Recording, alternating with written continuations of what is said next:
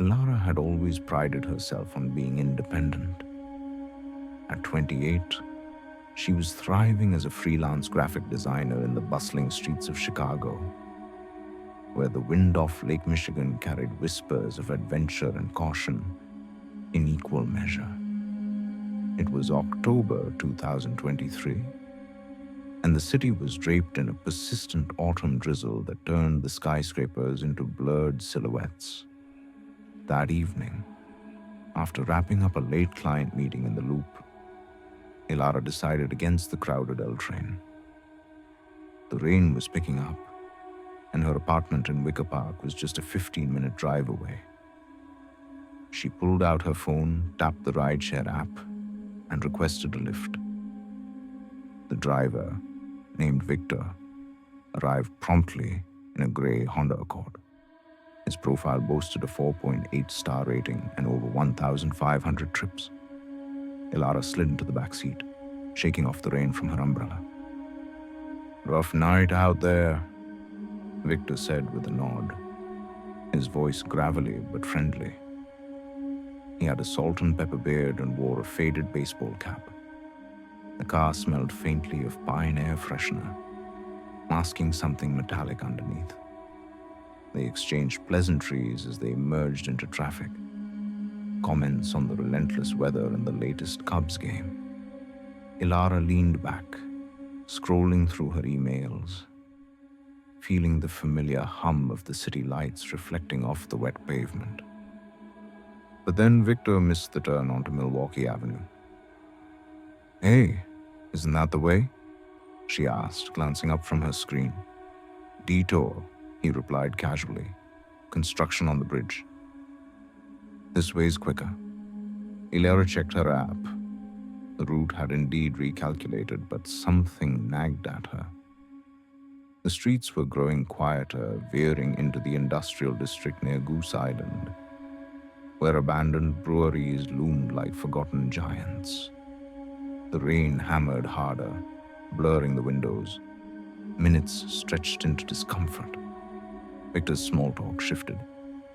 "You live alone?" he asked, eyes flicking to the rearview mirror more often. Ilara's pulse quickened. "With roommates?" She lied smoothly, her fingers tightening around her phone. She discreetly opened her Maps app. The blue dot was drifting farther from home, looping through dimly lit alleys. The car slowed near a chain-link fence surrounding a derelict warehouse. "Engine light just came on," Victor muttered, pulling over. He stepped out into the rain, popping the hood. Ilara's mind raced. She tried the door, locked. Panic set in as she watched him through the foggy window, not tinkering with the engine but standing still. Rain soaking his jacket, as if listening for something. Her phone buzzed, a text from her best friend Mia checking in. Ilara quickly shared her location and typed, "Something's off. Call if I don't text in 5. Outside, Victor lingered, his silhouette unmoving. Then faintly, she heard voices. Another car approaching. No, just the rain. But the delay felt deliberate. Finally, Victor returned, water dripping from his cap. "All good," he said, but his tone was flat. As they pulled away, Ilara feigned a call. "Yeah, Mia, I'm almost there. You're outside waiting?" "Great." Victor's grip tightened on the wheel. They hit a red light near a busy intersection, and Ilara seized the moment. "Actually, drop me here. I see my friend." He hesitated, but with traffic around, he unlocked the doors. She bolted out, heart pounding, and ducked into a nearby diner. Later, reporting to the app, and police revealed Victor's account was suspended. Cloned plates, fake profile.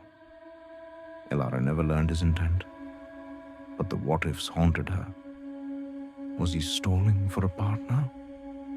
Or something worse? From then on, she always rode with pepper spray and a shared location.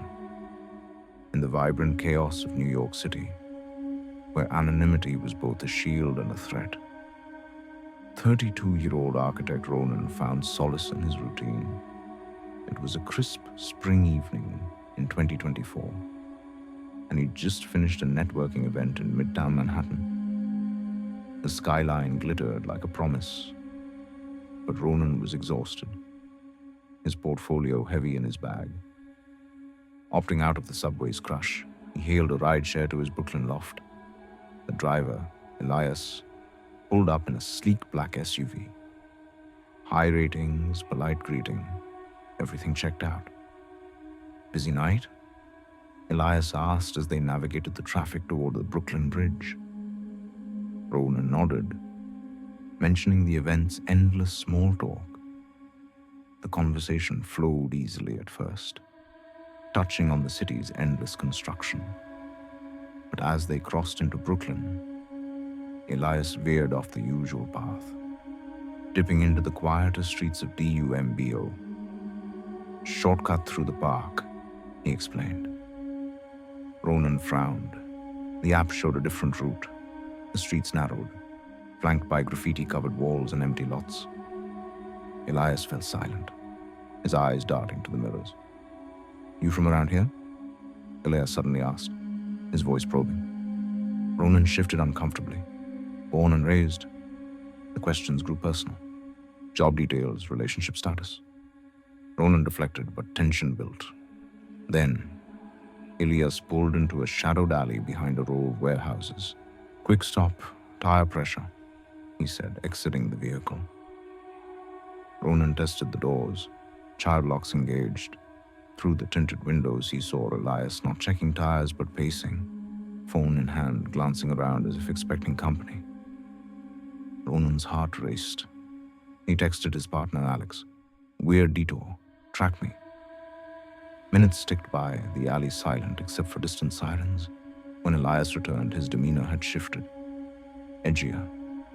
"All set," he muttered, accelerating abruptly. Ronan improvised. "My partner's calling, says there's an emergency at home. Drop me at the next corner." Elias ignored him, speeding through red lights. At a stop sign near a lit bodega, Ronan yelled, "Let me out now." Banging on the window drew attention from passers-by. Elias cursed, unlocked the doors, and Ronan tumbled out, scraping his knee. Police investigation uncovered a string of similar incidents. Elias was using a hacked account to target lone riders. Ronan's escape came from quick thinking, but the memory lingered. What if no one had been around? He now advocates for rideshare safety apps, vowing never to ignore his instincts again. Los Angeles, with its endless sprawl and starlit illusions, was home to 26-year-old aspiring screenwriter Lila. In July 2024, after a late-night script workshop in Hollywood, she called a rideshare to her Silver Lake bungalow. The summer heat lingered, making the air thick and sticky. Driver Theo arrived in a white Prius, profile impeccable. "Lila? Hop in," he said with a warm smile. The car was cool, scented with lavender. They chatted about films. Theo claimed to be an extra in a few indie flicks. It felt connective, almost fun. But as they left the bustling boulevards for quieter canyons, Theo's tone changed. "You seem like someone who appreciates a good story," he said, eyes lingering in the mirror. He missed the exit to her neighborhood, claiming a faster back road. The hills rose around them, stars piercing the dark sky, but no streetlights illuminated the path. Theo began sharing personal anecdotes, creepy tales of past passengers laced with innuendo. "Some nights, rides turn into adventures," he whispered. Lila's skin crawled. She checked her phone. Signal was spotty. "Just take the next turn back," she insisted. He pulled over at a scenic overlook, engine idling. "Let's enjoy the view for a second." Lila's door wouldn't budge. Outside, Theo stood gazing at the city lights, but his posture suggested waiting. Leela called her brother, whispering details while pretending to chat casually. When Theo returned, agitated, Lila bluffed. "My brother's a cop. He's tracking this ride." Theo's face paled. At the next pullout with hikers nearby, he relented, letting her out. She ran to safety, later learning Theo's account was fraudulent, linked to harassment cases. The twist? Weeks later, Lila received anonymous scripts in the mail, eerie retellings of her night. She moved, but the whispers of that ride echoed, reminding her that stories can turn real all too quickly. Boston's historic charm hid undercurrents of unease for 30-year-old Professor Aidan. In February 2025, after a symposium at MIT, he requested a rideshare to his Cambridge home amid a snow flurry. Driver Nora pulled up in a red Subaru, rating solid. "Cold one tonight," she noted, her voice steady. They discussed academia as snow blanketed the roads. But Nora detoured onto a desolate stretch near the Charles River, citing ice on the bridge. The conversation lulled. Nora's questions turned invasive about his research on isolation. Aidan noticed the locks click. She stopped at a frozen park, needing air. Outside, she lingered by the trunk, shadows playing tricks. Aidan texted colleagues, "Suspicious stop. Help." When Nora returned colder, Aidan demanded release. She drove erratically until a plow truck appeared, forcing her to slow. Aidan escaped at a gas station. Investigation revealed Nora's obsession with Aidan's work. She'd stalked him online. The unexpected resolution. Aidan's story inspired campus safety reforms, turning fear into advocacy. In the neon glow of Miami, 24-year-old barista Sophia wrapped up her shift in South Beach on a humid August night in 2024. Rideshare to her Little Havana apartment seemed routine. Driver Ramon arrived, profile glowing. But mid-ride, he swerved into the Everglades outskirts, muttering about avoiding tourists. Doors locked. Ramon's chatter revealed he thought Sophia was someone else, a past acquaintance. In a twist, Sophia convinced him of the mistake by showing ID. He panicked, dropping her at a rest stop. Police tied him to identity theft rings. Sophia's relief came with a new job, but the unseen dangers of mistaken rides lingered. These tales, drawn from shadowed experiences, remind us vigilance is key in the unknown. Stay aware, share your path, and trust the inner voice that whispers caution.